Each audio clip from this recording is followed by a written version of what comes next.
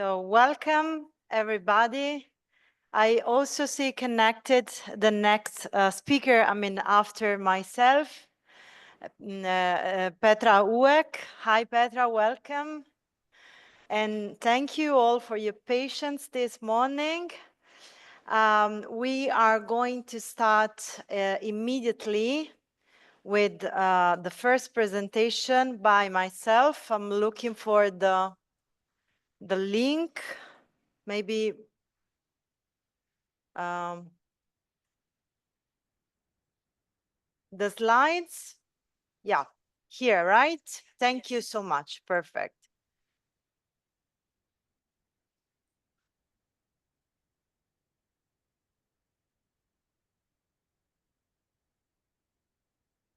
Okay, so I'm sharing the PPT presentation with you. And you should see my screen now. Yes. Great. Okay. Okay. So there is an echo. Let me try now. Now it's fixed. Okay. Welcome to the 5th day of this summer training school. I'm really glad that we completed this journey together, a journey in which we learned a lot of insightful things about community sponsorship and competing models. We started the first day from the definitions and trying to set the stage for a more comprehensive understanding of the complexity of this tool for legal admission and integration. On the second day, we dealt with some specific legal issues such as due process and non-discrimination, additionality, and other principles applying to community sponsorship. Then we had 2 days in which we dealt with different models, so comparative analysis, and we did so with speaker dealing with South-South and North-South approaches to legal pathways, complementary pathways, and community sponsorship.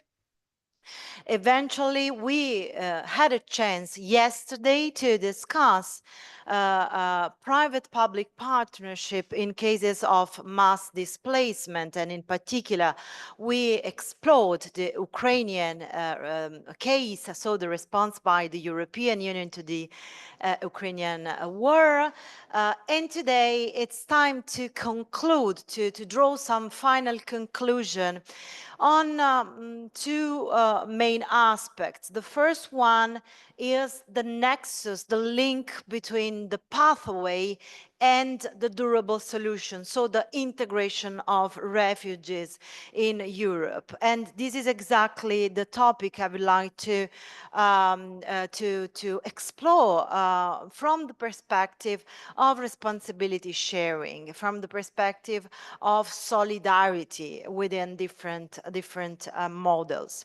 And then our guest speaker, Petra Uek, who is already connected. I see you, Petra, in the screen. I'm really glad to see you.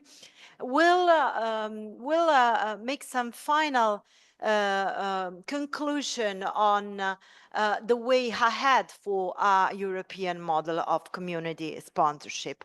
Of course, we don't have much time, and I really want to leave some space for the debate. So just be aware that the PPT presentation and all the materials are already uploaded on Drive, and I will use them just to dive into the topic, but without really going deep down to each and any slide.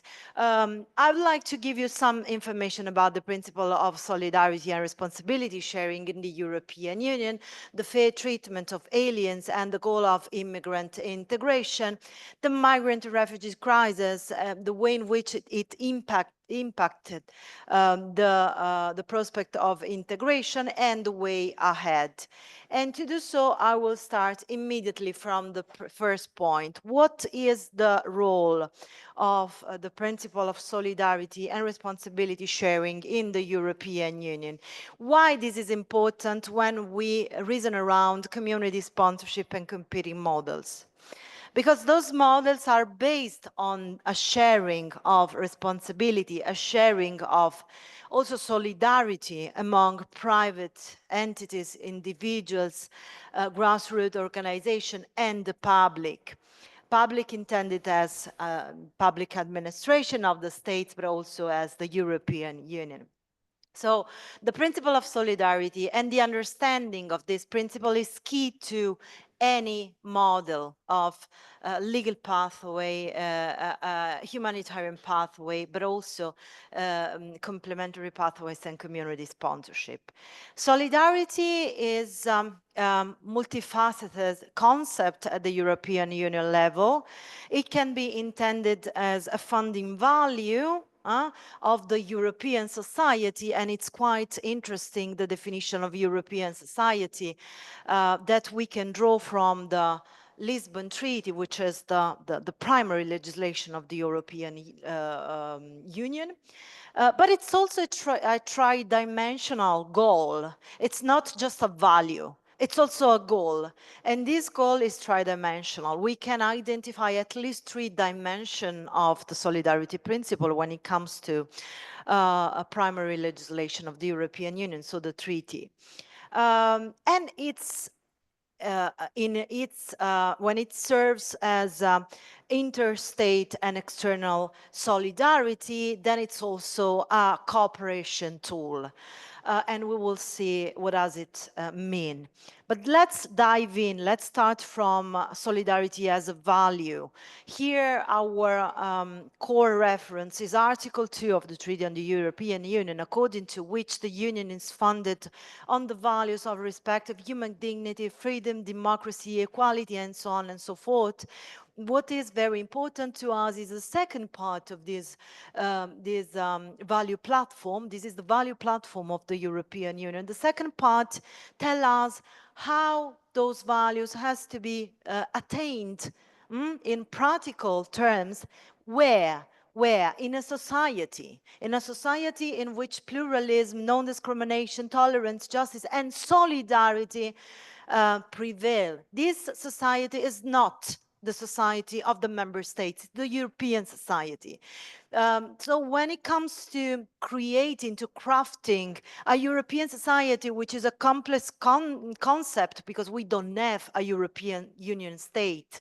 The European Union is an organization, but when it comes to defining the European society, the way the Treaty of Lisbon defines it is through the principles and values that make it happen, that create the conditions for establishing this society. And solidarity has to be pinpointed as one of the crucial elements in this platform. Solidarity, as we said at the beginning, is not just a value, it's also a goal. It's goal to be attained, to be achieved through a number of policies, a number of actions by the European Union. This can be drawn by Article 3. If we read Article 3, we can see at least 3 dimensions of this principle taking shape at the European Union level. First of all, the inter-individual dimension. The Union shall combat social exclusion and discrimination, shall promote social justice and protection, equality between women and men, solidarity between generations, and protection of the rights of the child. Of course, it's a very specific declination of solidarity because it's solidarity between generations, but it's very important that the treaty acknowledge this inter-individual meaning of solidarity.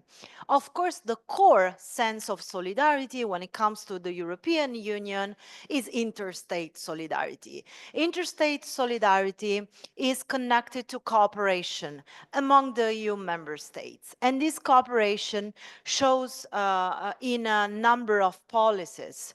Of course, it serves the purpose of economic, social, and territorial cohesion, but it's much more broad. It's broader and it's more general. But before going a little bit more in depth to this concept, I also want to stress that there is also an external solidarity, so solidarity towards third countries, which is quite important when it comes to shaping community sponsorship and competing models. And solidarity towards third countries is connected to the role of the European Union in shaping international relations. So it's connected to the external action of the European Union and the promotion of solidarity and mutual respect among people when it comes to negotiating and concluding international agreements. I'm very sorry because the visual, the way in which the slides displays is not very fine. Let me see if I can, help it out. Yeah. So if we want to add some few words on each dimension, going back to the first dimension, inter-individual solidarity, it has been defined in the case law of the Court of Justice as the lifeblood of the European project. So solidarity is the lifeblood of the European project. Through their participation in this project and their citizenship of the European Union member states and their nationals have obligations as well as benefits, duties as well as rights. So we see that this concept of solidarity when it comes to individual dimension is tightly connected to the European Union citizenship. Sharing in the European demos, so the people, is not a matter of looking through the treaties and the secondary legislation to see what one can claim, so what one can obtain from the participation to the union. It also requires one to shoulder collective responsibilities and, yes, burdens to further the common goods. So why this is telling to community sponsorship and competing models? Because it's an expression of the fact that the bond among the people of Europe cannot be just based on the application of European Union law, but it's also based on the creative development of a European demos, which is connected to the notion of European citizenship. And this notion is quite exclusive, if you want, because it belongs to people who have the nationality of the member states. But it's also the result of collective responsibility and burdens that have to be carried out, have to be taken also by legal aliens, so people who are third country nationals but legally residing in the European Union. And this is another example. I'm not going to read it in its entirety, but just, to show you that it is quite clear in the case law of the Court of Justice that while European citizenship is not a political bond that can be assimilated to national citizenship, it presupposes the existence of a political relationship between all European citizens. And then the point is to understand what do we mean by European citizens. And that political relationship unites the people of Europe. So, of course, the European Union is not a state, it's an international organization, but its people are unified by the creation of this common society based on the values of Article 2. And therefore, this builds a new form of civic and political alliance funded on the existence of a European political area from which rights and duties emerge. So one question that may arise is, what is the participation, which participation do Europe ensure to third country nationals who are legally residing into the European Union to this creative project of the European demos? What is the role for third country nationals integrating in the European Union in the construction of this European demos? And this is a question we will try to address. But before that, we have to look at the other dimension, the interstate dimension. And we can look at the interstate dimension, especially when we deal with the area of freedom, security, and justice, when we deal with the policies of migration and asylum, because there is a specific norm in the Lisbon Treaty, which is Article 80, dealing with the role of solidarity and responsibility, sharing the burden within the framework of this area of freedom, security, and justice. This is an overarching principle governing all the policies of the area of freedom, security, and justice. Of course, first and foremost, migration and asylum. And this centrality of the solidarity principle in the interstate relation goes back to the inception of the process of European integration. Here you see the Schuman Declaration, okay, which set, the stage for the launch of this process of European integration. And in this declaration, you would read that Europe will not be made all at once, but it will come out from a gradual process built through concrete achievements that foster solidarity. So another crucial dimension is solidarity among the member states. And why this is important? Because this solidarity is also a cooperative tool. It's thanks to this solidarity that all the member states of the European Union can cooperate to the achievement of the goals of the Union, including the achievement of the policy goals. And therefore, it's a crucial when it comes to the sharing of responsibility among the member states in the European Union in the field of resettlement, in the field of humanitarian admission, because without these types of sharing, those policies simply would not work, could not function. Last but not least, the last dimension is the external dimension. The external dimension is not very settled in the treaty, but it comes from actions that have been undertaken to manage the flows, the migratory flows. And we can provide some examples of the goals of this external solidarity, so solidarity towards third countries. They have been displaced in partnership for addressing root causes, in partnership to manage borders and combating migrant smuggling, in legal pathways, so in agreements for legal pathways, and also in readmission agreements that are based on Article 79 of the treaty.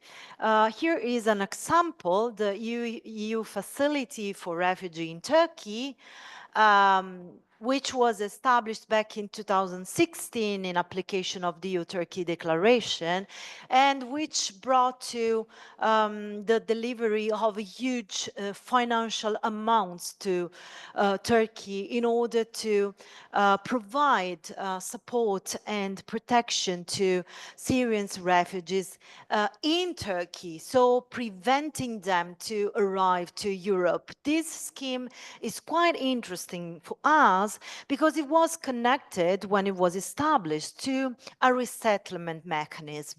The resettlement mechanism envisaged a type of cooperation within which Syrian refugees who tried to get to the European shores were sent back to Turkey, and in exchange for this return, one Syrian could come to Europe as a resettled Syrian. So the scheme was a one-to-one resettlement scheme, in the sense that it was one Syrian, one bad guy, going back to Turkey because he tried to cross irregularly the border with the European Union, and a good guy coming to Europe as a resettled refugee from Turkey. So just to give you an example of the way in which resettlement can be used for migration management purposes, and to give you an idea of the way in which this external solidarity has been framed within these cooperative schemes. Having said that, so this was a sort of introduction I wanted to give you. The second point to address is integration, the goal of integration of third country nationals. Why? Because community sponsorship is a whole of route process. Community sponsorship is made at least of three elements. The first element is admission, and we have been exploring, we have been analyzing all the issues connected to the selection and admission of refugees for purposes of community sponsorship and competing models. But then there is the first reception or early reception. So it means the first few months after the arrival in the destination country. And then those pathways are crafted as durable solutions for refugees. So they are intended to provide protection in the destination country. And there is the third element, which is integration. The complexity of community sponsorship and associated models to community sponsorship is that we cannot just consider one aspect, the selection process, the way in which people are allowed to enter the border of the destination member states. We have to consider at least three elements, three dimensions. One is access to the territory, then reception, and when it comes to reception, yesterday we had a lot of ideas about the way in which reception and early integration can work out. And the third element is integration. So this is what I would like to focus on in the remaining minutes I have, because it's quite interesting the way in which integration is shaped at the European Union level. And there is a lot of tension embedded in the legal framework of the European Union to attaining integration. So let's go very rapidly through these different aspects. The premises of immigrant integration, fair treatment and non-discrimination, the legal framework, and integration clauses and cultural pluralism in practice. The theoretical premises of immigrant integration in the European Union draw back the beginning of migration and asylum policies. So it was the beginning of 2000. Of course, I here just quoted some very telling declaration. One is in the European Agenda on Culture, according to which effective integration of groups with a migrant background is a two-way process. Is a two-way process. It's not something that can be achieved just, by assimilation, by, forcing newcomers to get all the habits of hosting communities. Not like that. It's a two-way process. And it envisaged the attainment of the European Union's model of openness and solidarity based on the rule of law. You see that solidarity comes back into the discourse. This is one part of the story. The other part of the story becomes evident when we understand that the area of freedom, security, and justice is conceived of as a legal space where citizens are holders of rights. So European citizens have the entire array of rights set forth in the European Union Charter for Fundamental Rights, including mobility, including freedom of mobility, while the same treaty justifies a fair treatment for aliens. So when it comes to aliens, to third country nationals, they do not enjoy the national treatment as citizens. They do enjoy a sort of fair treatment. And where we find this definition, for instance, in Article 67, of the Treaty on the Functioning. This is the article opening the area of freedom, security, and justice, the regulation of the area of freedom, security, and justice. And according to this article, the Union shall ensure the absence of internal controls for persons, the common European asylum system, immigration, external border control, and so on and so forth. Based on what? Based on solidarity. Which dimension? Which dimension of solidarity? Solidarity between the member states. So here the reference is just to one dimension of solidarity, interstate solidarity. And this policy has to be fair towards third country nationals. So the concept of fairness instead of same treatment is enshrined in the Lisbon Treaty, is part of the structural construction of migration policies at the European Union. And it creates an imbalance between the treatment of European Union citizens and the treatment of aliens. What is at stake? At stake we have the degree of differential treatment which is allowed at the European Union under the definition of fairness. How much differentiation can we allow to guarantee fair treatment of alien? So it's not a question of equal treatment, but of the degree of differential treatment which is compatible with European Union law. And that's why I put this drawing in my slide here, the balance which is unbalanced because of course the fair treatment of aliens is a matter of balancing exercise with the migration goals of the European Union, including the limitation of human mobility for third country national, including the limitation of access to the European territory, so coercion and restrictive policies. This slide is a mess because it cannot be displayed well. So I will just summarize you in one word.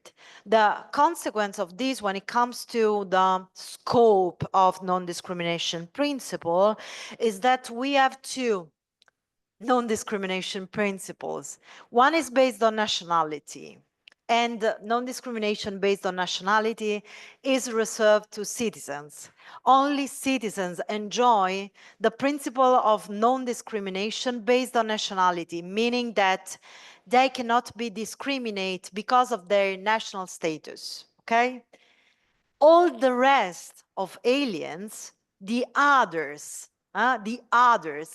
do enjoy another principle of non-discrimination, that based on personal features, personal characteristics. You cannot be discriminated for the race, the religion, the sex, political opinion, and so on and so forth.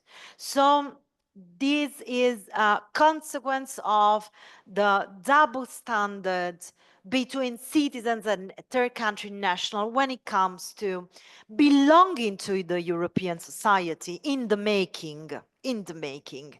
And therefore, when we have to picture the integration strategies toward third country nationals of the European Union, we see two models. One based on rights, another based on values. But which values? Article 2? No, domestic values. So the values of the host society. And you immediately understand that the first model is much more universal. The second one is much more based on assimilation.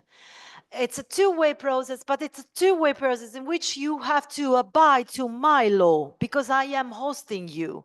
So this is what we can infer, you know, from the second model. This is also a result of the limits of European Union action. In this field, the European Union could not really act as a legislator, I mean, in full powers, because it has a limited competence. The European Union, we know it's an organization with the competencies which are granted by the member states. The member states do decide through the treaties which are the competences allocated to the supranational level. And in the field of integration of third country nationals, the competence are limited. So it means that the action that the union can carry out in this field is limited by design, by competence design. The member states wanted to keep the tiller of integration of third country national. They wanted to control the modalities and the policies for integration of third country national, and that's why this competence is limited. Shifting to practice, so to member states practice, what we can say, what we can infer from the practice. That within the application of European Union law on integration of aliens, so the few pieces of legislation dealing with the integration of third country nationals, the member states enjoyed a wide margin of discretion that was used to design mechanisms of inclusion and exclusion based on integration. I can provide you some examples. Yeah, for instance, here, Italy, this is about the Italian legislation. And it's an expert from a study of the European Migration Network, according to which in Italy, migrants are obliged to fulfill language and civic requirements in order to maintain a valid resident permit. In case of infringement of the integration arrangement, they receive a penalty of revocation of resident permit and expulsion. Of course, are excluded the beneficiaries of international protection, so those who have already a status recognized, and vulnerable categories. In the Netherlands, without satisfying the civic integration requirements, newcomers will not be considered for a permanent resident permit and naturalization. So you see how a tool, which is the language test or a cultural, a civic test, okay? That could have been, let's say so, intended to foster integration, is instead used to limit access to rights for third country nationals. So those tests, those integration measures, Mm. integration clauses can serve a twofold purpose. They can be tools for inclusion, but they can also be exclusion tools intended to limit the array of rights for third country national, excluding them from admission, excluding them from family reunification, preventing them from a full participation to the society because they did not achieve the minimum threshold of integration, which is measured through these tests and these instruments.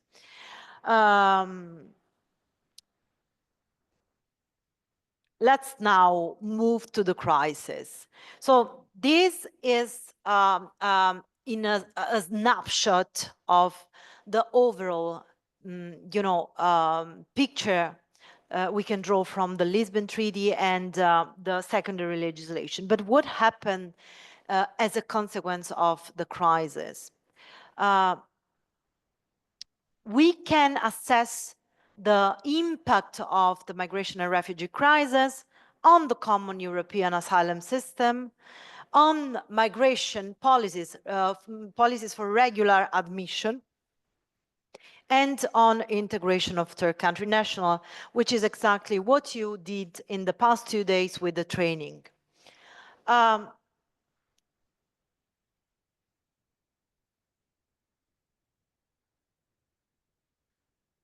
The migration and refugee crisis can be considered and has been considered by scholarship as a paradigm shift. First and foremost, when it comes to its impact on the common European asylum system. Why? Because as a consequence of the mass arrival of refugee and as a consequence of the mismanagement of those refugees, especially in terms of preventing timely access to the refugee status and preventing mobility rights, limiting mobility rights for beneficiaries of international protection, the common European asylum system changed its face from one of the most advanced asylum and international protection system in the world to a sort of appendix of the deterrence policies of the European Union. And this shift was based on, first and foremost, a generalized presumption of abuse of the right to asylum. So the system started to work on this conceptualization that asylum seekers were abusive. They were just trying to, force the common European asylum system, along with the idea that spontaneous arrival should be prohibited, and be aware that this idea is connected to the Commission promotion of legal pathways. Why? Because back in 2020, the Commission started to say, look, we should promote legal pathways also to limit spontaneous arrivals. What is spontaneous arrivals? People trying to get to European shores with whatever means, perilous journeys, boats, smugglers, with whatever means. So those are spontaneous arrival.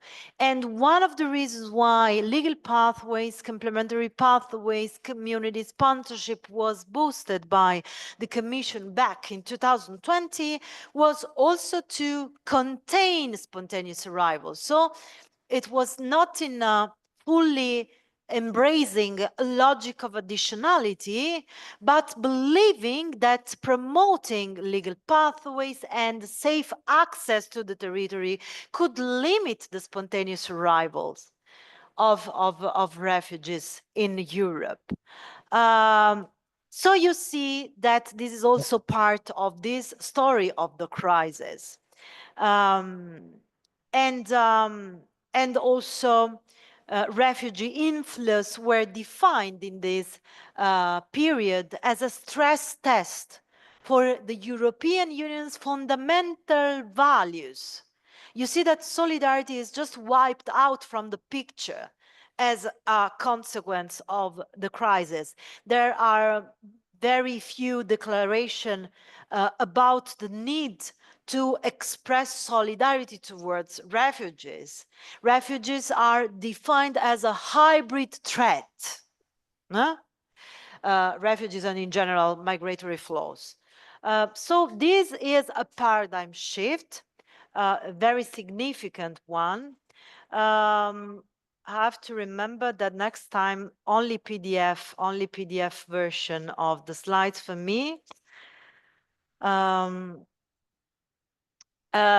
another consequence was the promotion of red carpet policies.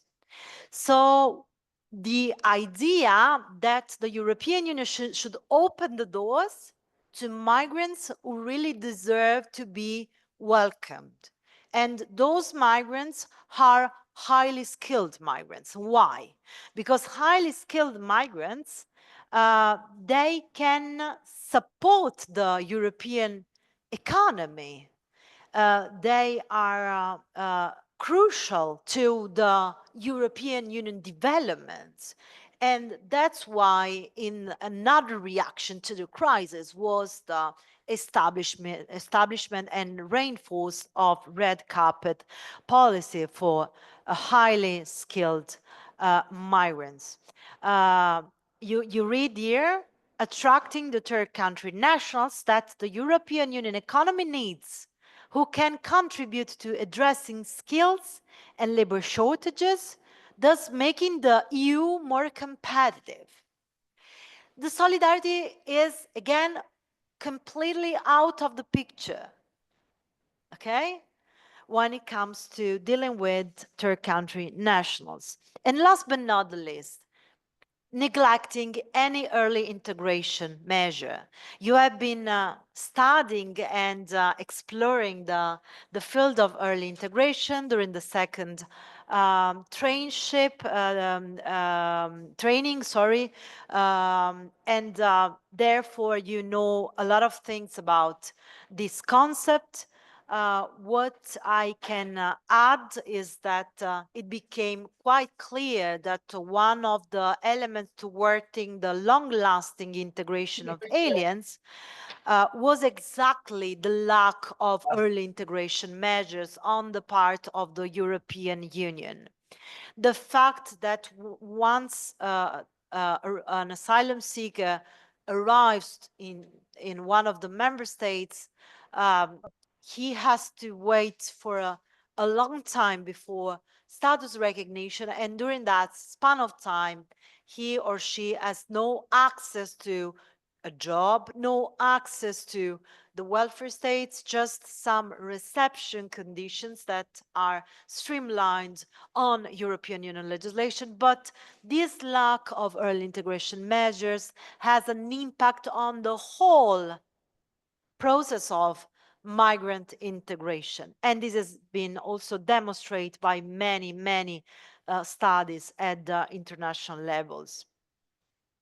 The way ahead, last 10 minutes, and then I will leave you the floor for question. So the way ahead, where are we now when it comes to solidarity in its tri-dimensional setting? We can draw some conclusive ideas from the EU Action Plan on Integration and Inclusion and from the legislative acts of the new Pact on Migration and Asylum. The EU Action Plan clarified that immigrants and refugees should be treated as citizens. So the idea should be to approximate the legal status of immigrants, legal immigrants, of course, legal immigrants and refugees to that of European citizens. And how? How? Through a more vigorous European Union integration policy, transforming mainstream policies to the needs of a diverse society, taking into account the specific challenges and needs of all different groups. So the shift that was promoted by this action plan, which of course is soft law, it's not binding, okay?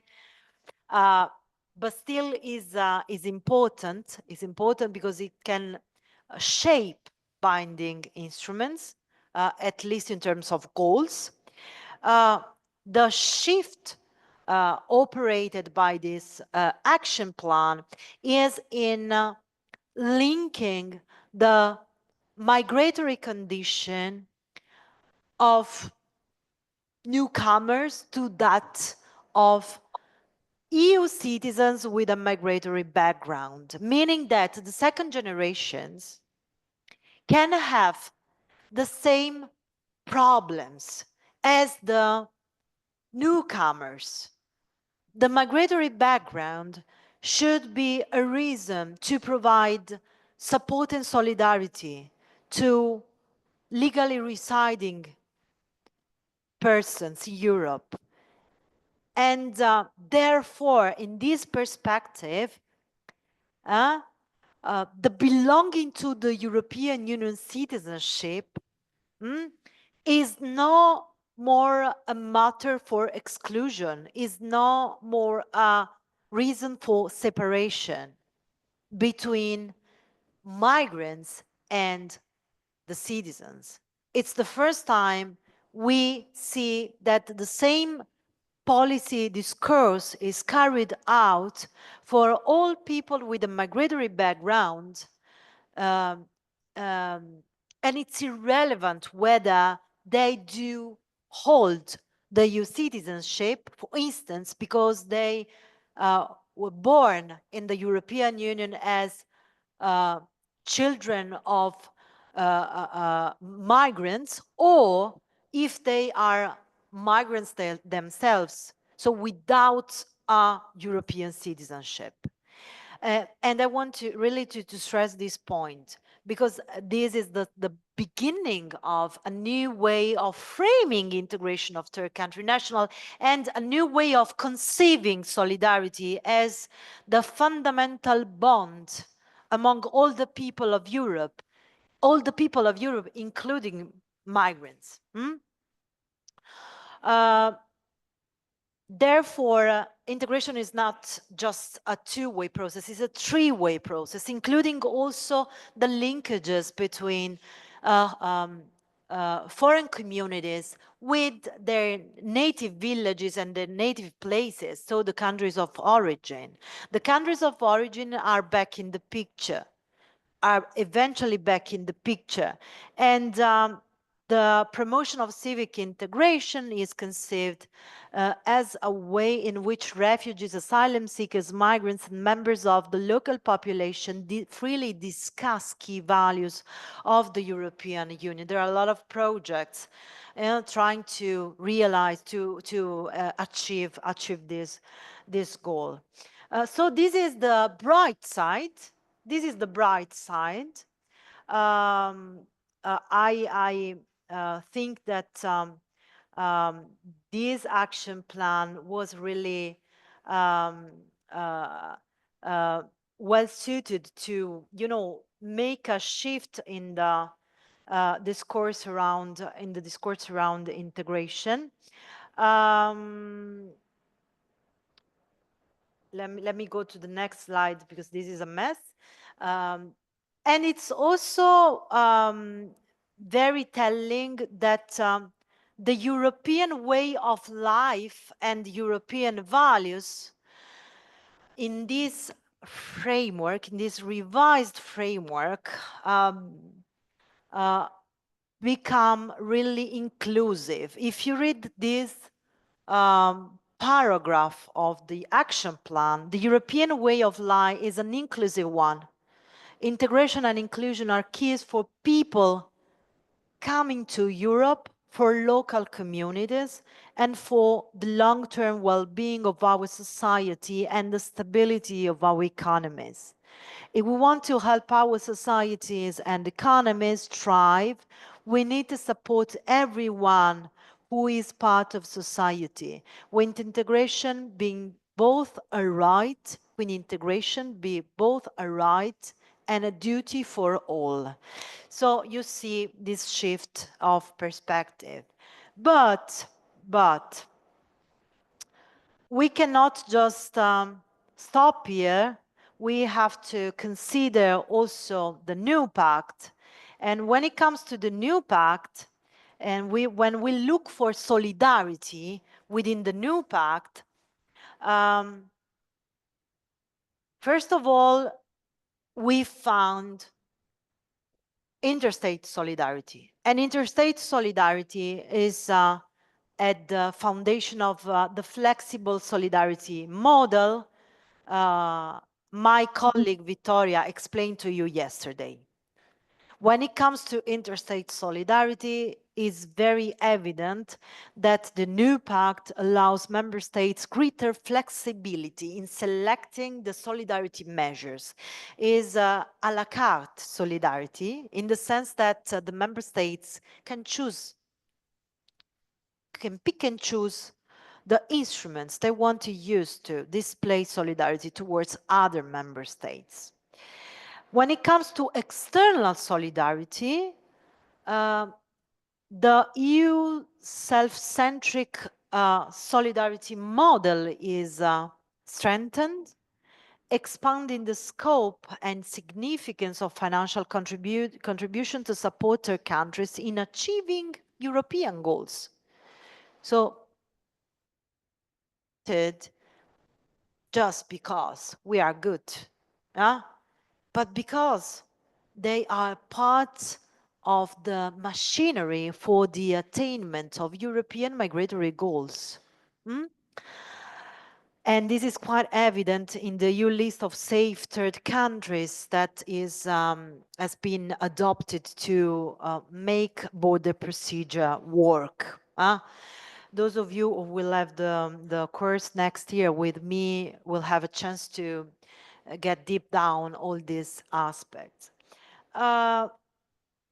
And interstate financial solidarity is also key to streamlining in those types of internal and external cooperation. Yeah, so among the member states and with the third countries, there is a specific item of legislation, which is this regulation 2021, put for this purpose. But it is very, very interesting also the way in which legal pathways, resettlement, and humanitarian admission are treated within the new pact. If we take this regulation 2024-1350, establishing a union resettlement and humanitarian admission framework, one of the aspects really impressing me is the possibility for the member states to connect the selection of refugees for resettlement and humanitarian admission to the integration potential. What does it mean? Integration prospects, so the idea that a certain person could maybe integrate better in the whole society. So the prospect of integration become. Oui. Oui. I'm sorry, could you please close the mic? There is someone. Yeah, thank you. Yeah, so the prospect of integration become an indicator of the suitability for admission through legal pathways. So we don't allow people to arrive and see whether they are able to integrate or not, we do select them according to the prospect of integration. So this is, from my perspective, the dark side.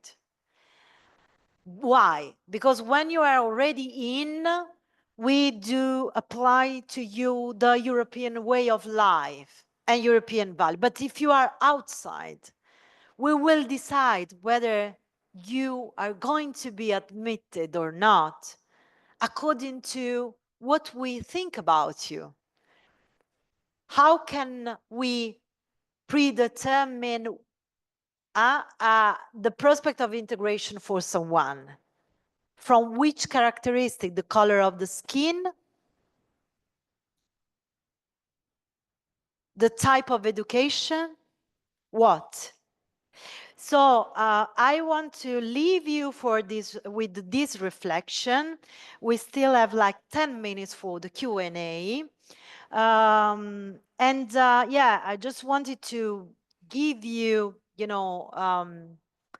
a picture, the most comprehensive as possible, considering the time, of the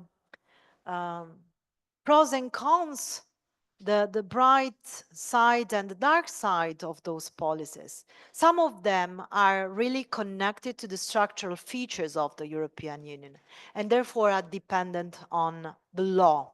Some others are dependent on implementation and on the way we do perceive, so the narratives around migration and asylum. But it's quite interesting the role, the multidimensional role of solidarity and the way in which it is boosted or compressed or limited when it comes to the reform, the last reforms. So thank you very much for your attention, and please go ahead with the questions if you have some.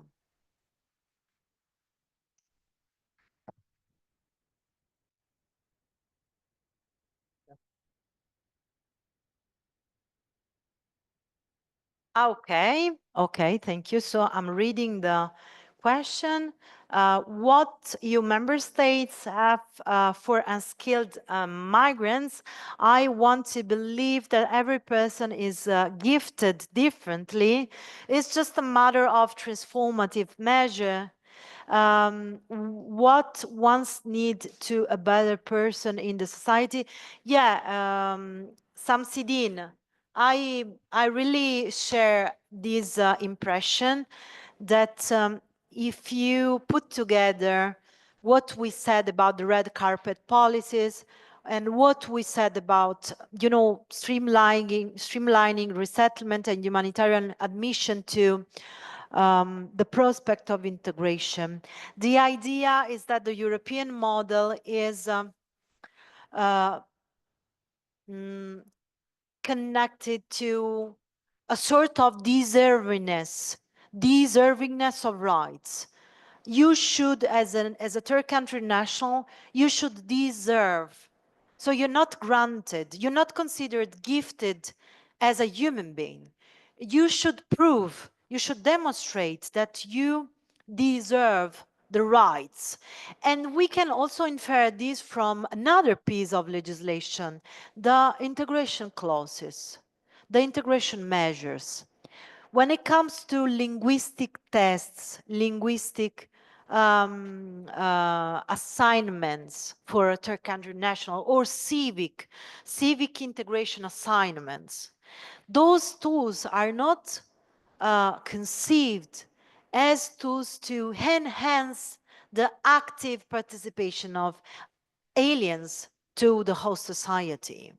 Or at least this is not the only goal of these tools.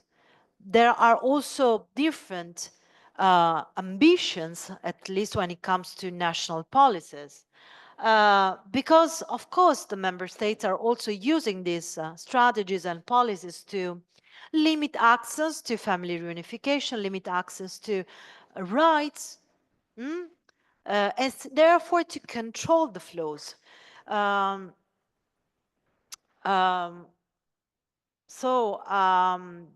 I share your views that the system should be prepared to unleash the potential of unskilled migrants. I can't tell you this is the case. I can't. I see also after the reform very, very few reference to the enhancement of human and right conditions for unskilled migrants. Unskilled migrants are not very popular in the new Pact on Migration and Asylum. Okay, so we can't really find any significant advancement when it comes to their rights. They are considered in the EU Action Plan on Integration and Inclusion 2021-2027, but again, this is soft law. So the new pact is a hard law, it's binding, and it's the dark side. The EU Action Plan has a lot of interesting concept in it, also in terms of solidarity as a bond building the European society as an inclusive one, but it's soft law, it's not binding. So it's again a matter of future determination, political determination, whether we will go in the direction of we are heading now, so of closure and limitation of integration measures, or we will shift towards the action plan by turning soft law determination into binding legislation. And that's also why we're studying community sponsorship, and we are trying to raise attention on these issues. Okay, we have like 3 minutes left. Yeah, please, would you mind coming here close to me?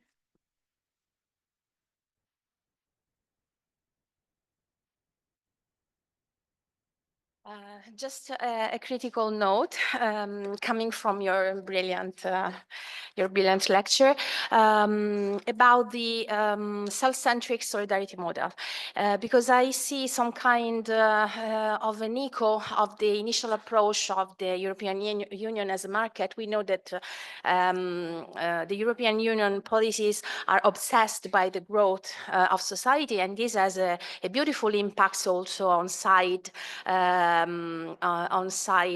aspects. And now we are shifting to a more comprehensive approach, going to the wealth of society in general, including also dimensions like human resources, for example, in the accounting systems, aligning with international standards. But not to go too far, what I would like to say is that I've been a little bit disappointed about the red carpet policies, because I think that if we say that the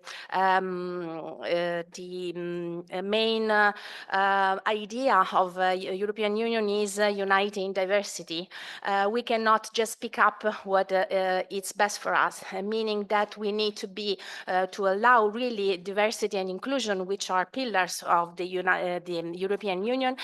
We need to be more inclusive, and we should think about more comprehensive policies that we have been studying in the past days, because if we want to just match our needs, of course we want to choose the best competencies and the best skilled professionals and so on, but this is not reality. In reality, we have women that have that had no chance probably in their country of origins to study, and they have children, so they need access to welfare systems, and we also struggle in national realities with these measures. So I think that we need to address all this kind of issues in order to really be able to reach a comprehensive model of solidarity, taking into account not only our perspective of growth, of course, in international context, as an international partner, of course, as you highlighted, but we also need to take into account more the human rights maybe side, aligning with the broader perspective of international treaties. Thank you very much. Yeah, thanks for this note. Yeah, can I speak? Yeah, thank you very much. I share any word And therefore, I just limit myself to say that, yeah, you're right. There are a lot of inconsistencies in the model, and we tried to picture them. I see that there is very last hand raised. Maybe, yeah, we can take another minute. Yeah, maybe you can, yeah, come here. Very quick one. And maybe I invite Adama. Adama, would you mind typing your question in chat? I will reply to you in chat, so I don't take too much time to the next speaker. Yeah, thank you very much. The question we read online, let me think, yeah, is important for me because when we talk about unskilled work, my thought goes to the so-called Decreto Flussi, that is to say the regulation that is approved each 2 or 3 years by the Italian government, and according to which there is a framework regulation about the numbers of unskilled migrants that have access via a very complicated application to the Italian market. So, for example, seasonal work are those who work in the agriculture, for example. And last days, I had a look to the preliminary text of this Decreto Flussi, and I saw that there are more numbers, for example, for this new Decreto Flussi for seasonal workers who can have access to the Italian job market in agriculture, for example, or in other unskilled sectors, but there are less numbers for other types of works. That is to say that seasonal workers have this contract that lasts only 6 months, and then if they don't have the chance to get another application and then accede to the conversion opportunity of their seasonal permit of stay to another kind of longer permit of stay, they have to return to the countries of origin. So my thought was that, my insight, that if, for example, this year the Italian job market gives more opportunities for seasonal workers about numbers, on the other hand, there is no integration if these contracts lasts or only 6 months, and then there is no possibility of integration. So this is the unbalanced, yeah, also in this case. Thank you. Thank you. Thank you so much, Valeria, also for these insights from the Italian model. Yeah, I want reply now because we will discuss it in chat and also in further meetings. It's a very complex issue. The point is that when you invite people, third country national, to come for a job, you many states expect workers, but they are human beings also, so they have needs, and they have a lot of you know, personal exigencies. So this is a point. But it's now time to move on to our guest speaker for today, Petra Huek. Petra studied international law in Utrecht and cultural anthropology in Leuven, and has over 30 years experience in international development, asylum and migration. She has been director of the International Catholic Migration Commission, Europe office in Brussels, being responsible for policy, research, and program activities in the area of migration and asylum, migration and rural development, refugee resettlement and complementary pathways, labor migration and local integration. We can say she is one of the maximum experts of the topics we are investigating in this summer training school. So very glad to have you with us, Petra, today. And Petra is going to talk about fashion or future, a decade of community sponsorship in Europe. So your PPT presentation is already on. Thank you very much. The floor is yours. Well, thank you so much, Daniela, for the fantastic organization of the University of Tuskegee in organizing this summer course. I'm extremely happy to be here, although it's only online, and I see that it's quite hot there. I saw a very nice student with her abanico. So I guess, yeah, it is really fantastic that you still have the energy on the last day of this course to listen to me. So thank you very much for that. You had 3 days. Well, this is the 4th day. So I think you already know everything about community sponsorship, but I still, that's why I thought, okay, let's forget a little bit all you have learned the last day and let's think a bit out of the box and go back to some basics and reflect a little bit about the world we are living in today. Because although there is a lot to be learned in the law, the practice is made every day in our communities, and we are living challenging times. So let's have a thought. We're going to have a talk together, although I speak, but then I want you to speak. And let's go for the first slide. Daniela, I'm not entirely sure. Can I go to the next slide or not? Can I do that, or do you have to do that? Hello? Do you hear me? Yes. Yes. Can I go to the next slide? Can I move the slides myself? Okay, let's start with this one. Then I will just, Daniela, do you hear me?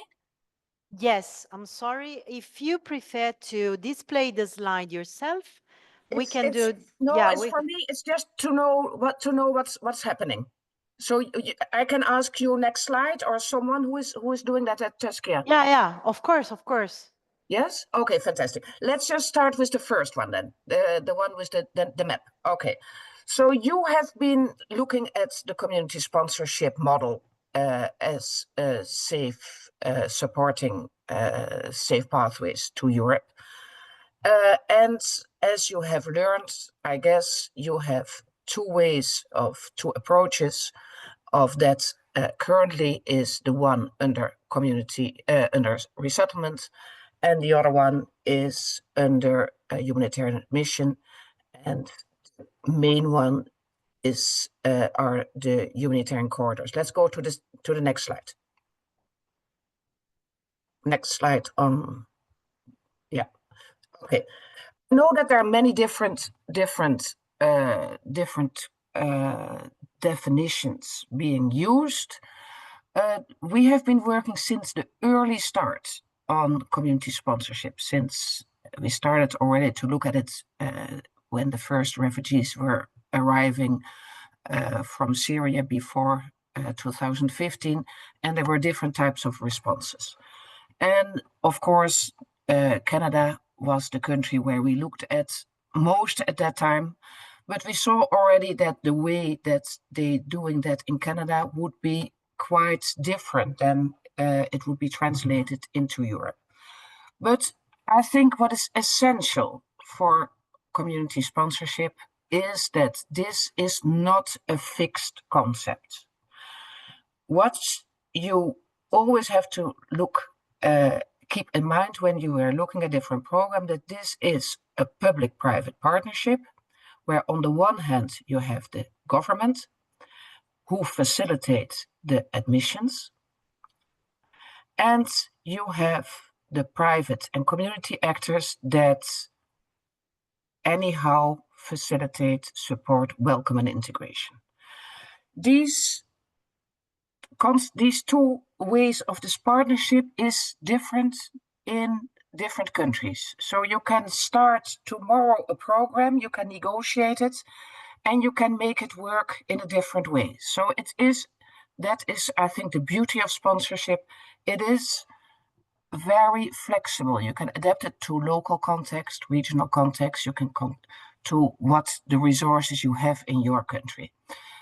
Of course, we live in a nation state, and the exclusive competence of government is to decide on who to let enter the territory. So in the end, it will be the government that has to provide entry and status. If you look at humanitarian corridors, for example, that has worked very well. The humanitarian corridors partners, they will make a list of the refugees they have selected, and they will send that to the government. But the moment that they will enter and they have to get their status, it will be the government that has to provide after entry for the status. So that is flexible. Certain countries, like Italy and France, that have a humanitarian corridor program, they have they have a program that is very much managed by the civil society organizations and the churches. It is in Europe the program that is the most, to my opinion, the most dynamic. I think Italy has a reason to be very, very proud of that program. And they have proven, and it's very similar the way it's being managed in France, they have proven that in principle civil society partners are able to do all these aspects. They have presence in countries of first asylum, like Lebanon, where they have work in the local communities in Lebanon, where they have access to vulnerable refugees, and they can propose that solution of being transferred via the humanitarian corridors. You have to know that there are thousands of people waiting. It's a small program. It's a very beautiful program, but the needs are enormous and the places are very limited.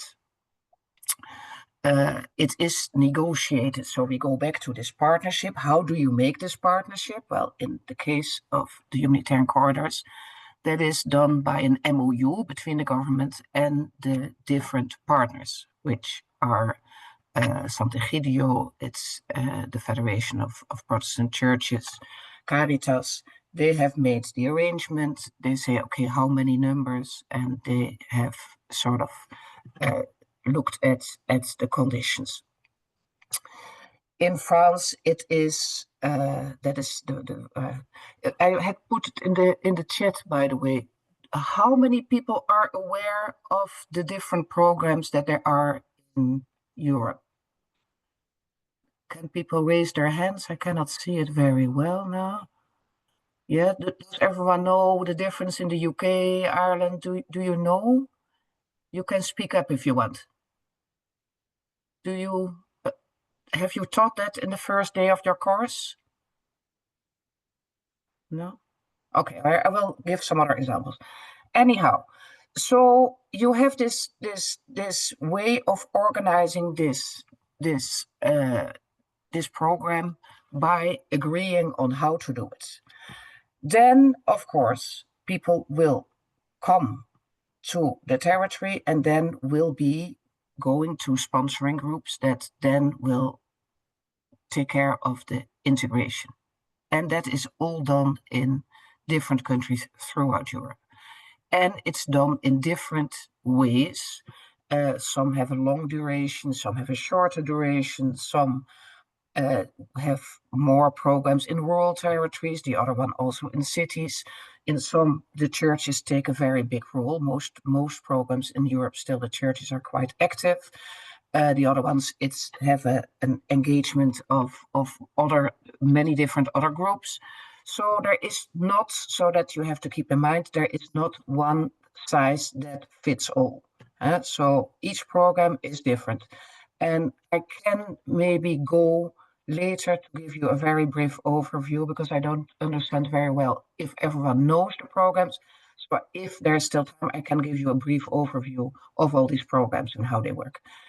So if you have the programs under resettlement, that is different. They have been structured within that program. So it is not like the humanitarian corridors, the partner, the civil society partner that looks at the cases. No, it's UNHCR that identifies the cases. It's the government that does the selection, and then the civil society and the NGOs only come in for the part of reception and integration.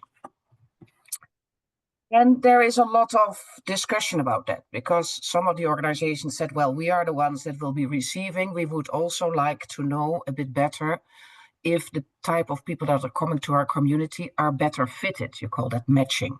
Are these the ones? Imagine you have a highly someone with a lot of education, or someone has a lot of medical needs, then you have to be near a hospital. You cannot just be in a very small community. If you have a family with 5 children, the housing is, of course, a very important part, and access to primary schools and later secondary schools. So it's all, each case that comes, each family that arrives needs its own tailored approach to for reception and integration. Suppose I forgot to say a lot about these things, but you have it now clear. You can say this program, it is based on an agreement between 2 parties, the government and a private community or an NGO.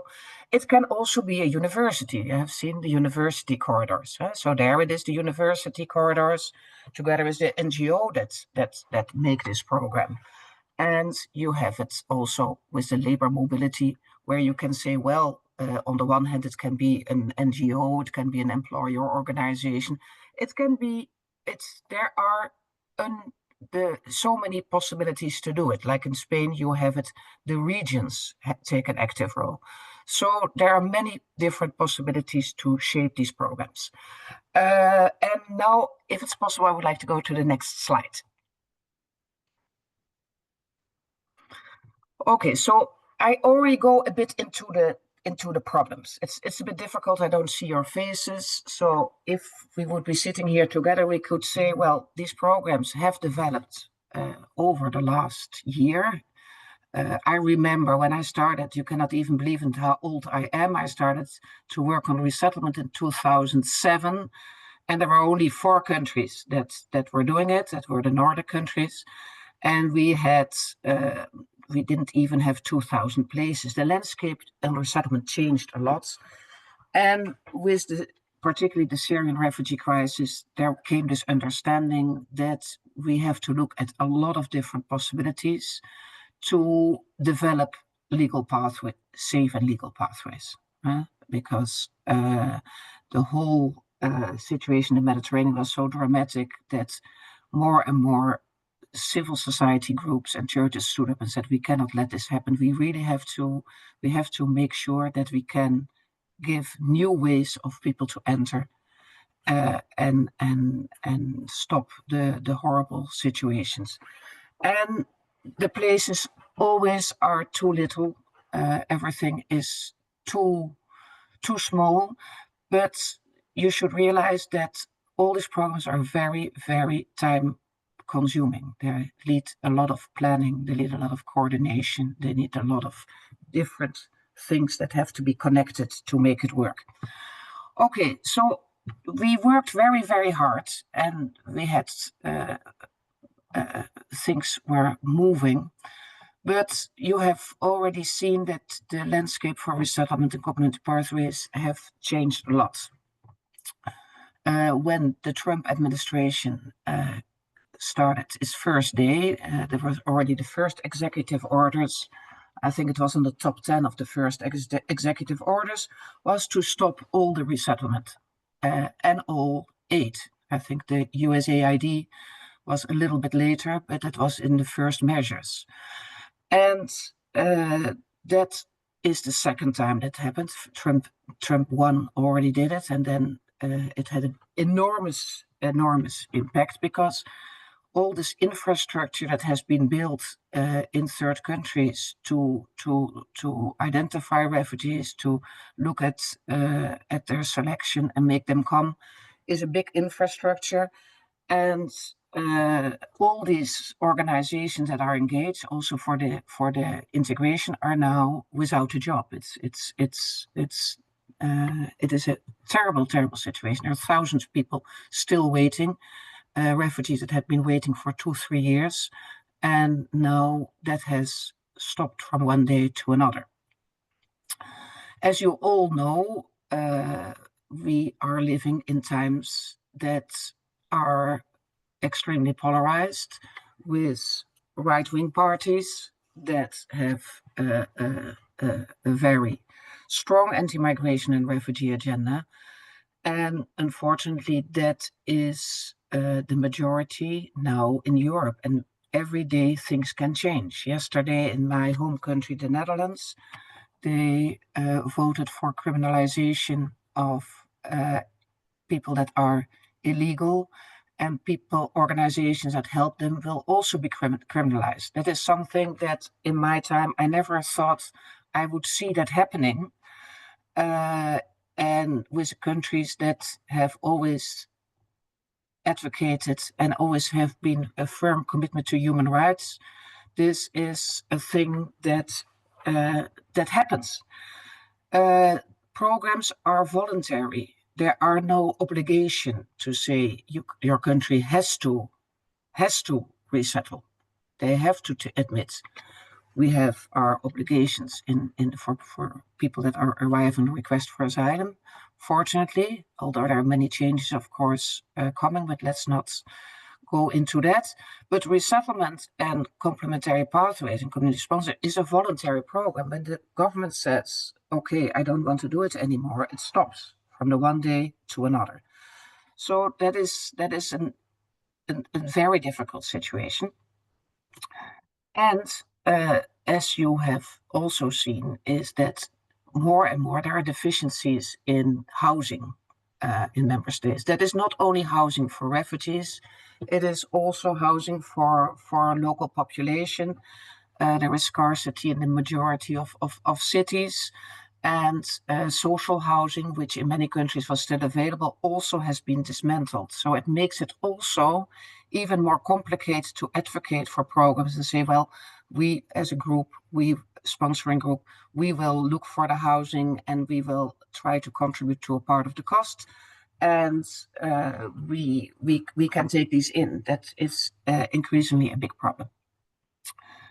And then, of course, with the whole community sponsorship discussion, when these programs started, it was a lot of work to prepare and say, okay, how are we going to do it?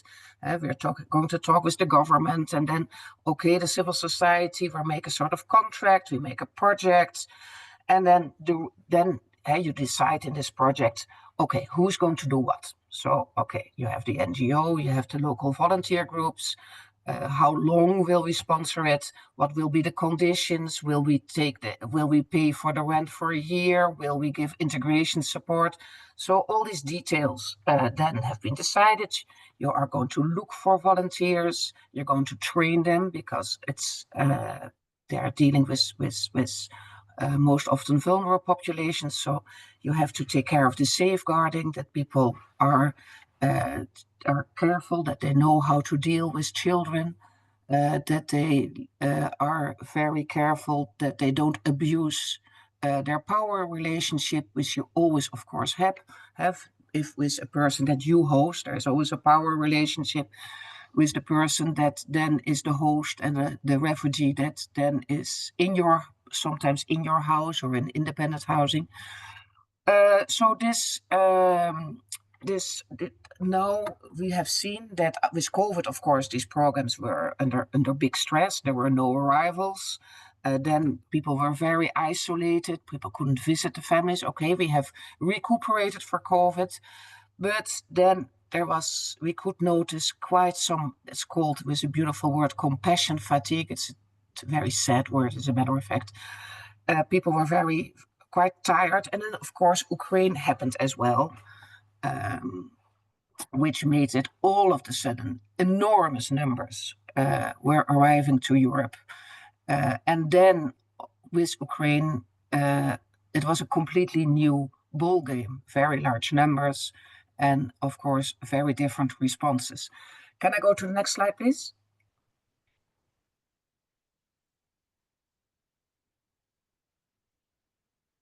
Very good. So the landscape has changed. The landscape has changed, and many things that have become more complicated. Also, positive things have happened. I'm a positive person, so I also absolutely would like to discuss these with you. What we have seen that there in 10 years, there has been enormous efforts in building engagement and in developing structures, in piloting programs, monitoring and evaluation. And that has been an enormous work because that has been done with the different groups, in community groups, in all these different places in Europe. People saw what to do and what not to do. How do you do this? This is something very new. Integration, like Daniela was mentioning, it's a two-way process. It's always very abstract two-way process because, I mean, who is the two? You have the refugee, or you have the migrant that arrives, and then the two is who? Is the local population. We all know integration happens at local level. But I mean, what does that mean? So I think that's the fascinating thing about community sponsorship is, and we see that people that have worked in it, is that you have all of a sudden a very practical way to make that integration happen in your community. And there are many different ways, again, like everything, many different ways on how to do it. You have groups that are more, they say, okay, we're a group of 5 or a group of 10. We make different, we have different roles and responsibility. There's one that helps a bit with the housing and with the administrative things and all these barriers that people have to overcome because you have to fill in all these horrible forms and then you have to wait for this. And then, so their community groups are very useful. Another one will help maybe a lot with the children to make them enter the local schools and make them understand a little bit, making the bridge between the school and the family. But it gives a lot of way of involving people that normally never are dealing with refugees. And you have a very concrete family. They will go indeed to the local school. They will be looking for activities to learn the language. So many people can be involved and have their role to play. And that is what is really considered the most, they have beautiful words for it, transformative nature of sponsorship. And you see that is really touching hearts. It's giving people a very, very concrete way of engaging and making a difference and learning about the other and how the challenges, the beauty, the culture, etc. So this building civil society, community and volunteer support, and also, of course, refugee participation is something that is vital. And I think, for example, the refugee participation in the beginning was not very well integrated in the programs at all. The refugees were sort of, I mean, they were the ones that arrived and they had to be taken care of, but didn't have a lot of say in what were happening, how they would shape the agency in shaping the integration. And I think we have also learned a lot on how to make that work, because you cannot just say, oh, this refugee is vulnerable. What does that mean? Some people, and is that really true? You can say, well, someone has medical needs, but I mean, they go to the doctor, they can be supported. Not necessarily they will stay with the medical needs, and they are fully participating persons. People have loads of resources that they can tap into. So the vulnerability sometimes keeps people a little bit in the corner, but we really should work on the agency of the people themselves to shape their future. And very often we think that people need something, but they have a completely different view about what they need and want. So that is something to take into account in the first place. Okay, we go to the next slide, and I think we will. I have still 20 minutes now. Okay, I think so. Yes, Petra. Yeah. Yeah. Yes, if you can close maybe 5 minutes earlier, we will also Very good. have more space for questions. Okay. Okay. So what I think is interesting now in the times that we are not. Of course, we are scared what is going to happen with the programs, because it's fragile. The German government has recently stopped. The Belgian government has stopped. The Netherlands has diminished. So we are not living in very good times. On the other hand, we have quite a lot to be proud of and to tap into.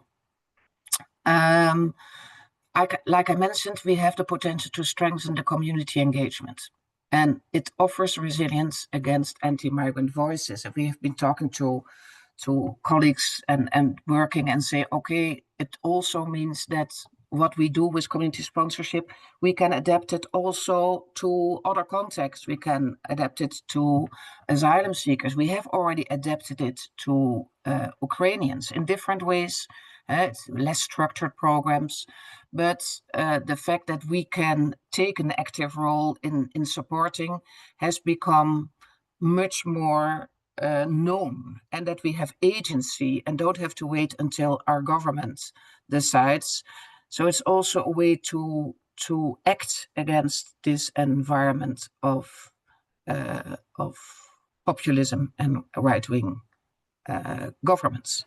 And there are new ways that have now come up that are really very interesting. And I think that Daniela has been there now to talk about the labor mobility.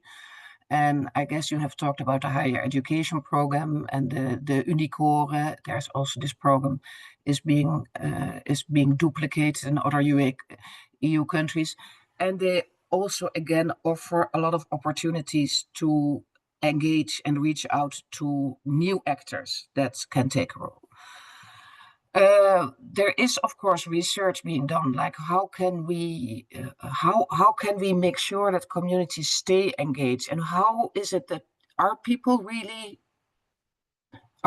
in the end, do they all are anti-migrants? Sometimes we think that because we have all these parties, but as we know, the big majority, we have the people that are very much in favor, and then we have the people that are very, very against. But we have also a lot of people that do not really have that much of an opinion. These are the middle. And the middle always decide the course. And they will not always speak out. they will be a bit more hesitant. But it has been by research also been very interesting. It's an organization called More in Common.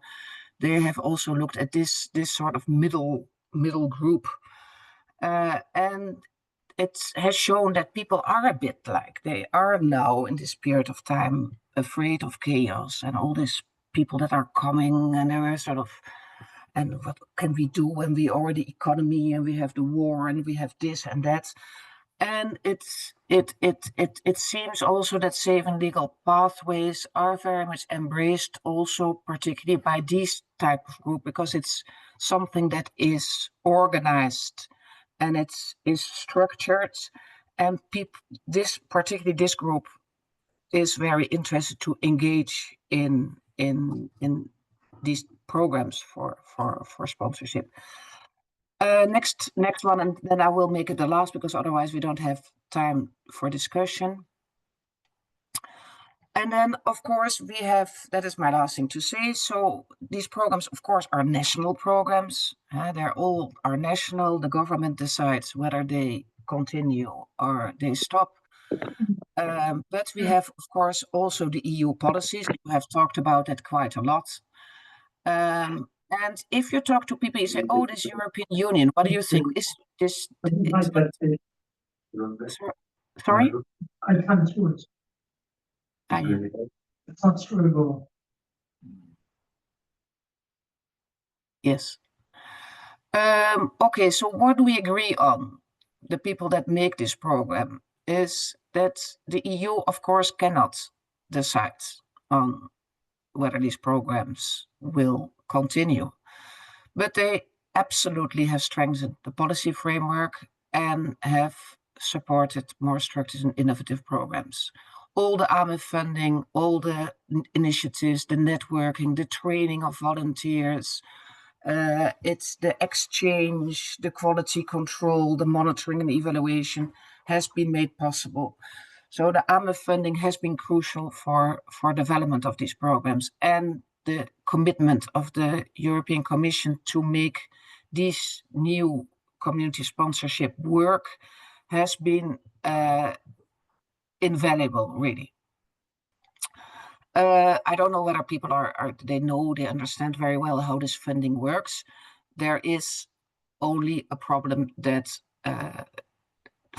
there is a sort of subsidy. It's about 10,000 and 8,000 for people that come under complementary pathways under humanitarian mission.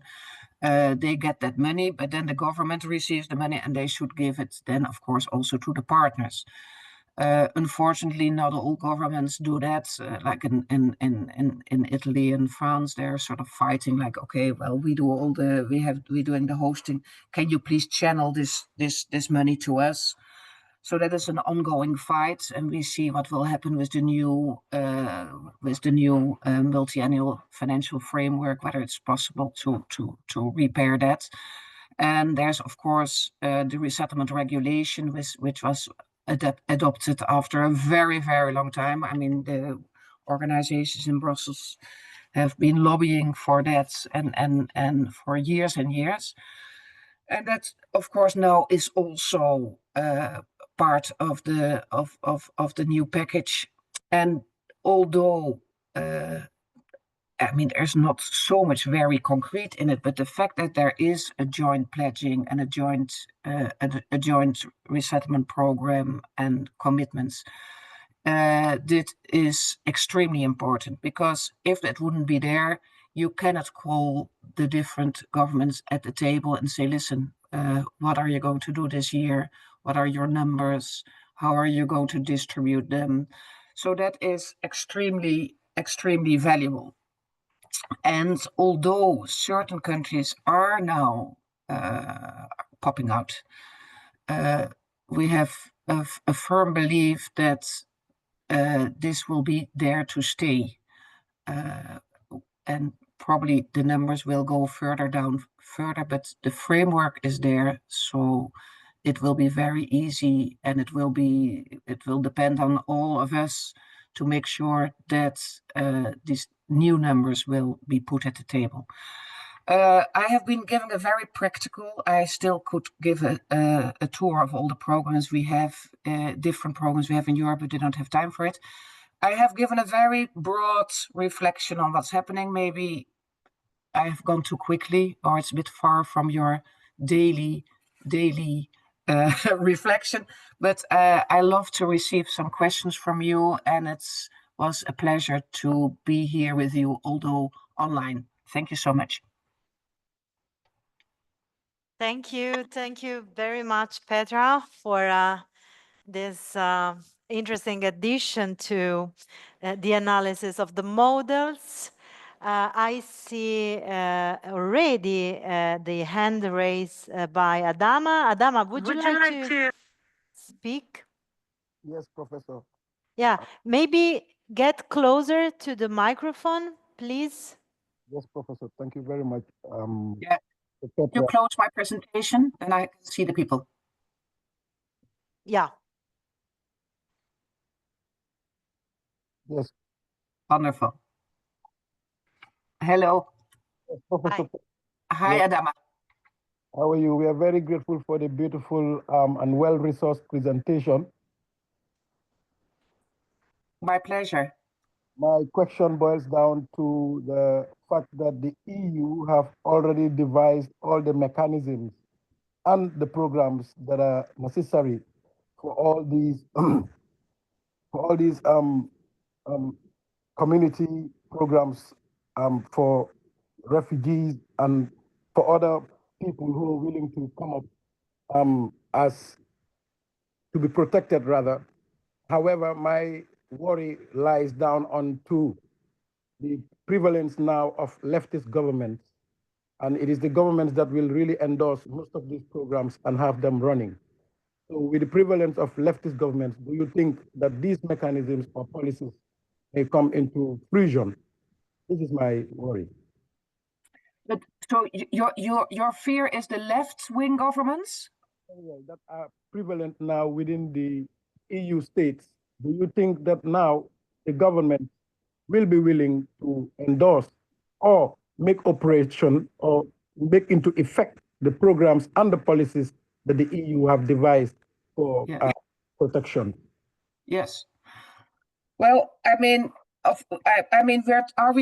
we have to separate whether we're going to talk about the migration pact, which of course has been adopted, but there are also, as you know, the whole return package that is being reconsidered by governments. So in that respect, it is not finished, the discussion, and discussion is getting still more strict. If we talk about resettlement and complementary pathways and community sponsorship, these are in the end national programs. So the EU doesn't have a lot to say about it. So they have been designed according to national context. Of course, they offer protection. It's about refugees. So that is a clear understanding. But they have to be, or they must be, like the humanitarian corridors or humanitarian mission, must have a protection status according to national law. So the European Union, as long as you enter in this type of definitions, you can, and they have to have, of course, access to a durable status.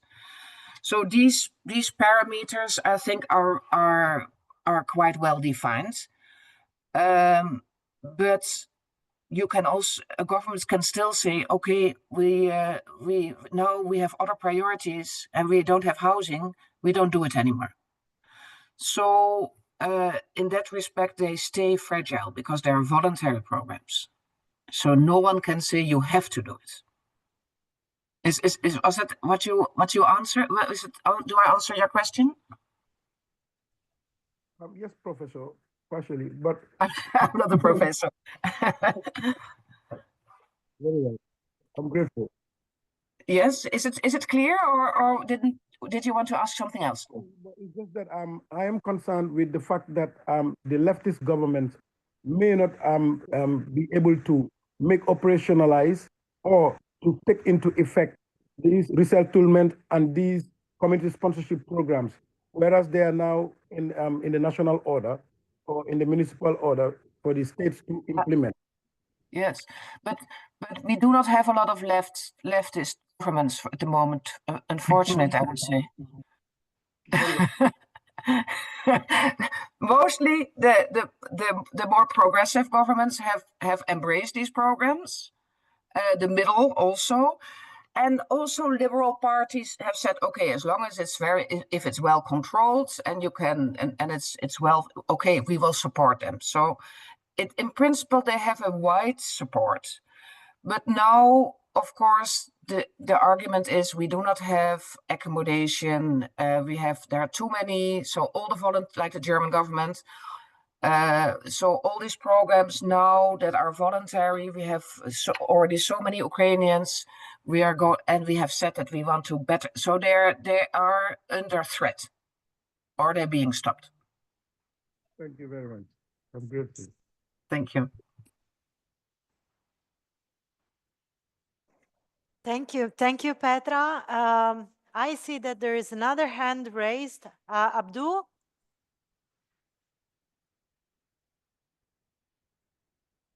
That's my impression. Abdul, are you there? No, my hand wasn't raised. Probably is the Okay. Yeah. Okay. Thank you so much. Thank you. The presentations was really clear, and I've learned a lot. Thank you so very much. C'est très clair. Okay, then Todd Deng posed a question, I guess, to both, at least, and it's about the model of community sponsorship, the elements of the model, and whether psychosocial intervention is included in the model. It says in the inclusion service. Daniela, do you want me to take it or do you want to take it? I just replied on the chat, so please, Petra, go ahead. Okay. No, as I said, there is no one size fits all in terms of programs. So you will have normally what the group has to do, and that is being discussed with the government as well. So, okay, you provide support for housing for 1 year, then you have to make sure that you you support entering services. But they will have access to housing, they will have access to the mainstream medical health services, because they have a refugee status. So like all other groups, they have access to all medical services, including psychosocial services. Of course, the reality is that waiting lists can be extremely long. So even there, community groups can support in trying to find solutions, maybe in areas and other, and help to make sure that they have access to the service as soon as possible, and not just that you're a number that is on the waiting list and then you will maybe have 10 months later or 1 year later you will have a reply. So in that respect, the community support can be very important, and can say, well, we know that there in this clinic or this doctor there are psychosocial services where they can take people, but it's not, the integration service. It's all mainstream. In principle, you go to the mainstream services. Is that clear? Yes, thank you. Deng, is it clear? Yes, thank you. Yeah, okay. Are there further questions from the audience here in presence? No, they seems to be a little bit tired. Yes, and it's so hot. No, but not good to be the last person of the week. Yeah, but yeah, if I may, just a final question. from me. So what you envisage for the future, development of community sponsorship, especially in world scenario in which many countries are limiting their contribution to resettlement, the pledges, and the other, solidarity mechanisms that are in place, not only in Europe, but also in other regional contexts are in crisis, or at least are cannot be taken for granted anymore. So what would you envisage, for those policies? And this question is quite intriguing and interesting to me also, because we're dealing with a very new field of research and field of collective action. And, you know, the trend is not stabilized. It's not stabilized, should need time to stabilize. While what we are seeing all around the world seems a little bit gloomy and putting some shadows, on the future of these pathways and this model. So just, to conclude, would you be positive as you are always, or would you instead be, Well, I mean, it was nice because for the COSME program, you asked me to look at the article. So I have been doing already 12 interviews. I still have some more to come, by the people that have been on the birth of these programs and have been working on them on the ground and at quite substantial levels. And of course, everyone shares that there is a part of a gloomy picture in terms of numbers. But on the other hand, I think there is an agreement that it has been such a complete new way of looking at agency of communities to take a role in supporting refugees. That is something that will continue, and several also say, well, in this environment we have, people will even more want to do something tangible, because you're so frustrated with what's happening.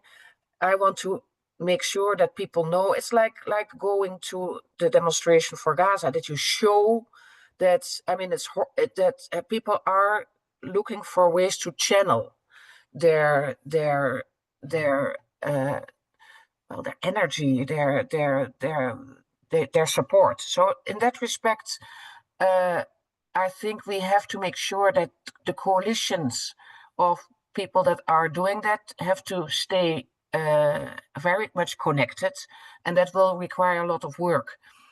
On the other hand, unfortunately, there will be new groups, there will always be new needs that will be arising that will need support. Ukraine has taken a lot of community sponsorship techniques that have been implemented. Also the Afghan refugees, of course, that have been coming, and this will not stop. So I think we have to be very look at the transformative power of communities more, because it's difficult to research that. It's very difficult. So, and that's why people talk about integration, but there are not many programs. There's now a new study in Canada talking about this outcomes, and they have been doing it for 35 years. So I think that there's no way back. I think it has opened a way of thinking and looked at our own agency and responsibility, not looking only at the social welfare state that has to solve our problems, because we will go to a new world where the social welfare state, unfortunately, will be not the same as people of my age have known it. So in that respect, I am positive, and yeah, we have to stay very much mobilized with our communities.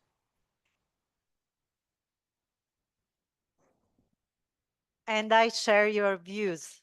Thank you. Thank you so much, Petra, for being with us, and let's stay in touch. Just very happy to announce that we will have the honor to have you here in Viterbo for the final conference of the COSME project on 24 and 25 November 2025. So you can note the dates, they're already set.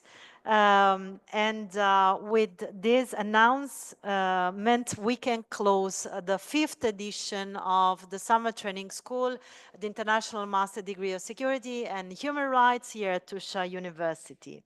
I don't see yes, please. A big applause for the organizers. You did a fantastic job. Thank you so much. If you want to stay with us, we are going now to give the winning certificate to the two groups who won the competition, because we also hosted a training competition in the afternoons, and therefore it's time for the winning groups to join us for this final certificate and the pictures. So feel free if you want. We are going to have this moment now, and then we'll close. Thank you so much, Petra. Thank Stay in you. touch. You did a fantastic job.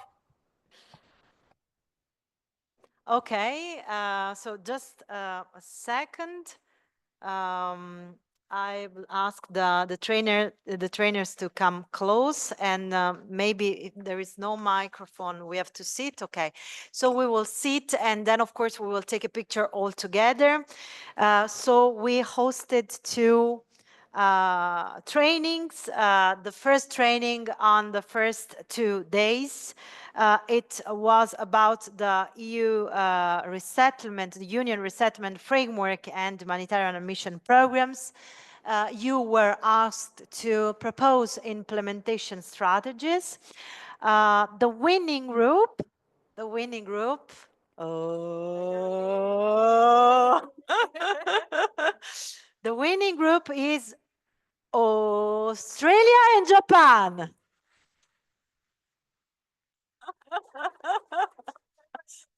Congratulations. So I invite here to join us the members of the group leader, Alessia Shamanna, and the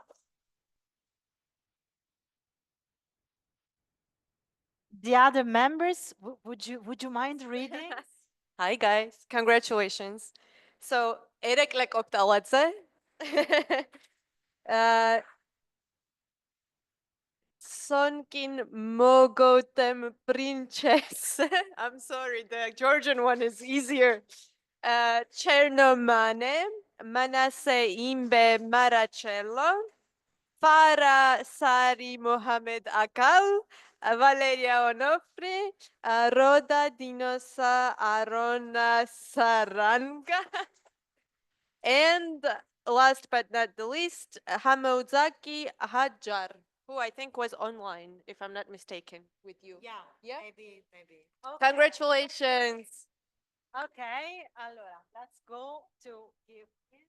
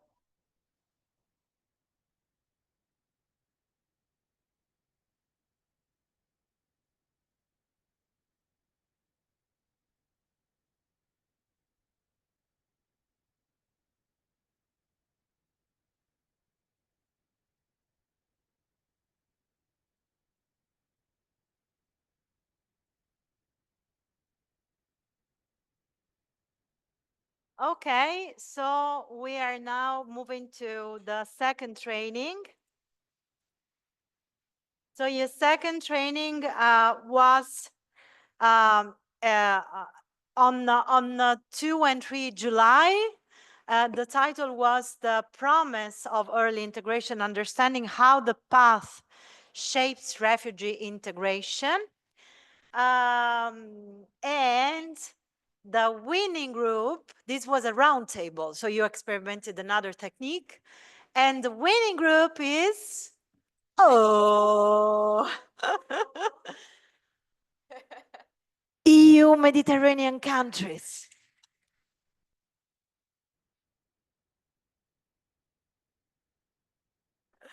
Please come to the front for the certificate and the pictures.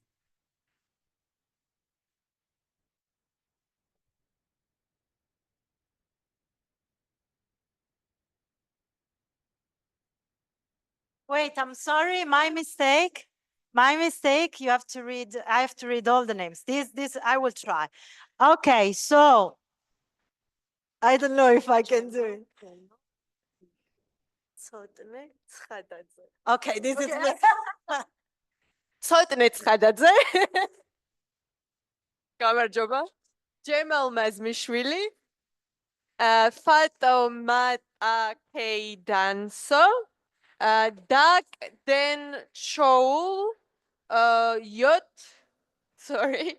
ულიანა პეტროვა. ქეთევან ჯაყელი. თინა თიმი ბუჯაშვილი და დათა აბესალამიძე.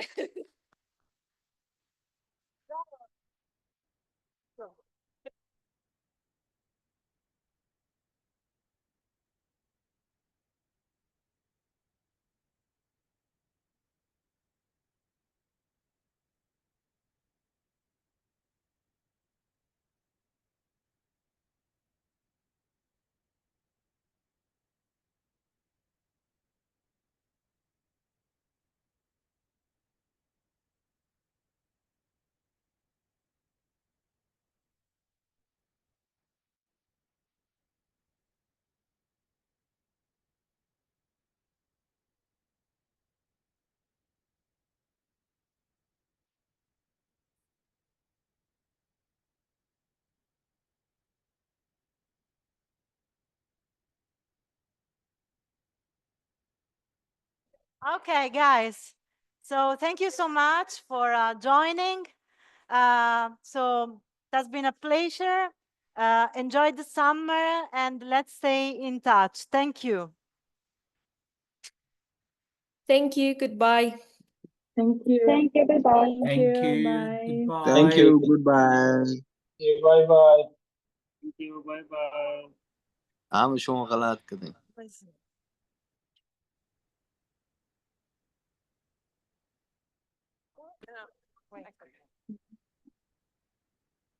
Okay, please,